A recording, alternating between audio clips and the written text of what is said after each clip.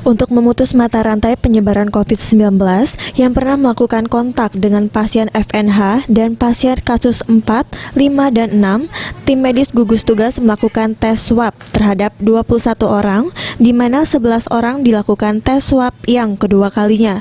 Pelaksanaan pengambilan sampel swab untuk dilakukan tes COVID-19 dilakukan langsung ke rumah-rumah warga secara bertahap. Selanjutnya, sampel swab akan dikirim ke Balai Besar Laboratorium Kementerian Kesehatan. Kontak tracking dilakukan agar jumlah masyarakat Banyuasin 1 orang yang terpapar COVID-19 tidak bertambah. Hingga saat ini, terdapat 5 warga Banyuasin, 1 yang terpapar COVID-19. Jenis tes apa yang dilakukan, Bu?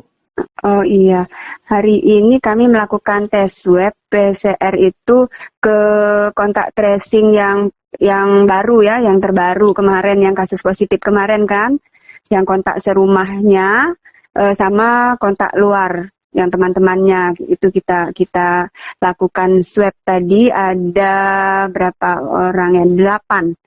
8 orang itu untuk kontak tracing serumah sama yang luar rumah. Itu kasus yang terbaru ya. Kemudian kita juga melakukan swab yang kedua ke yang kasus pertama FNH yang dulu kan. Nah, itu tadi swab kedua orang 13 orang.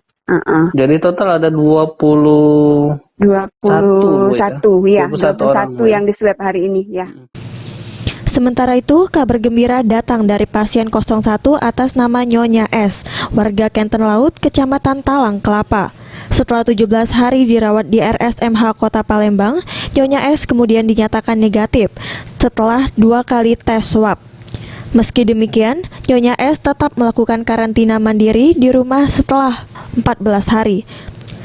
Untuk membantu proses karantina, Camat Talang Kelapa didampingi anggota DPRD Banyuasin memberikan bantuan sembako dan santunan kepada Nyonya S. Jadi memang benar ada pasien COVID yang beralamatkan di Kelurahan Genten, tepatnya di Komplek Azhar Blok AX, atas nama Ibu S.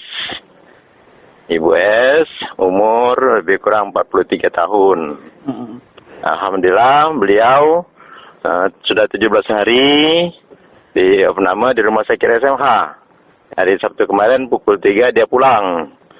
Alhamdulillah sekarang sudah sehat, dan kami kemarin hari Senin tepatnya kunjungan ke rumah kediaman beliau dalam rangka untuk silaturahim, kemudian memberikan bantuan berupa sembako atas nama Bupati sehubungan dengan Ibu S ini harus isolasi mandiri selama 4. Dengan sembuhnya Nyonya S, maka tercatat sebagai pasien pertama Banyuasin yang sembuh dari COVID-19. Sulaiman, PAL TV.